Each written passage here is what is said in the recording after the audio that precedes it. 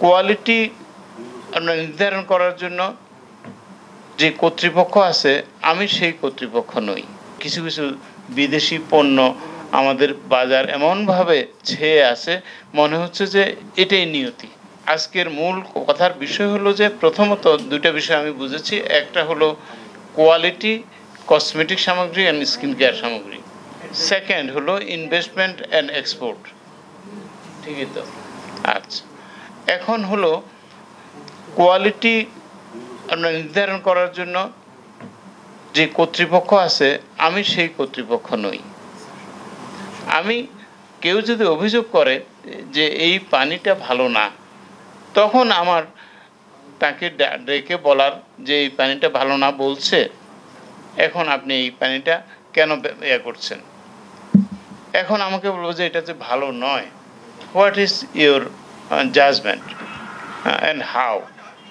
তখন আমাকে কোনো না একটা মেসেজ না নিলে কিন্তু আমি তার উত্তরটা দিতে পারবো না এবং প্রপারলি ব্যবস্থা নেওয়াটা হবে না। আরেকটা হলো মূল্যের বিষয়ে, যে এভারেজ পানির দাম হওয়া উচিত এক্স, কিন্তু এখন বিক্রি হচ্ছে এক্স প্লাস। এটা অবশ্যই অনিয়ম। হ্যাঁ, সরি, ওহো আচ্ছা, আমি হ্যাঁ ওকে, থ্যাংক ইউ। তো সেই ক্ষেত্রে অবশ্যই আমার এটা একেবারেই দেখা যায় যে একটা জিনিস যদি এক্সে বিক্রি হয় 10টা জায়গায়, আরেকজন যদি এক্স প্লাস চান, এটা অবশ্যই অতিরিক্ত, সেটা তাৎক্ষণিকভাবে বলা যায়।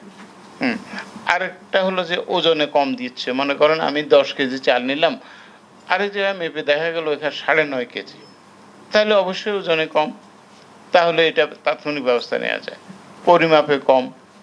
আরেকটা বিষয় হলো, আপনাদের একটা বিষয় আছে, সেটা হলো যে এমন কোনো পণ্য যেটা মানব স্বাস্থ্যের জন্য ঝুঁকিপূর্ণ, তেমন যদি কেউ করে থাকেন সেটা হলো ব্যত্যয়। হ্যাঁ, সেইখানে আমি বলতে পারি যে ওই যে কথাটা বলা হলো, মুখটা ঢাকা যায় না।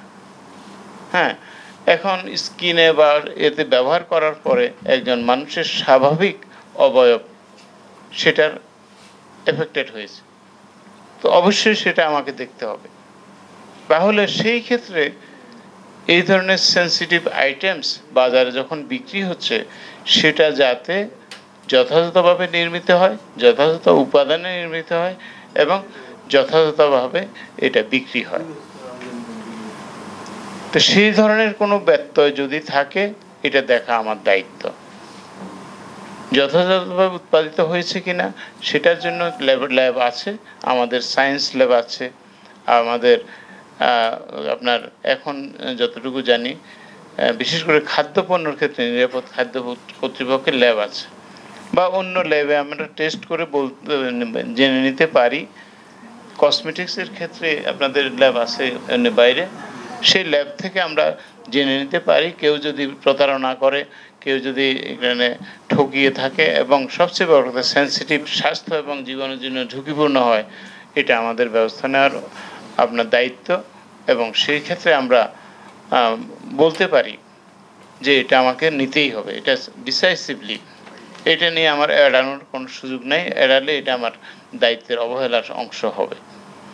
তো এরকমভাবে আমরা আপনাদের যে উদ্যোগগুলো, যে association of cosmetics and skin care items যে উদ্যোগটা নিচ্ছে, ইনডিরেক্টলি অ্যাজ এ নাগরিক অবশ্যই আমি চাই, আমাদের চাইতে হবে যে আমাদের পণ্য এখন গ্লোবাল ভিলেজে অন্যের পণ্য যেভাবে আসে, আমাদের পণ্য বাইরে যাবে with due quality and caution.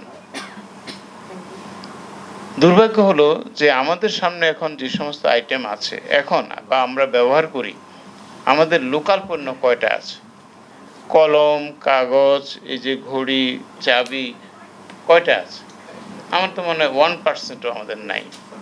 কেন নাই? এর কারণ হলো আমাদের একটা টোটাল লিডারশিপের ফেলিওর ঐতিহাসিকভাবে আছে।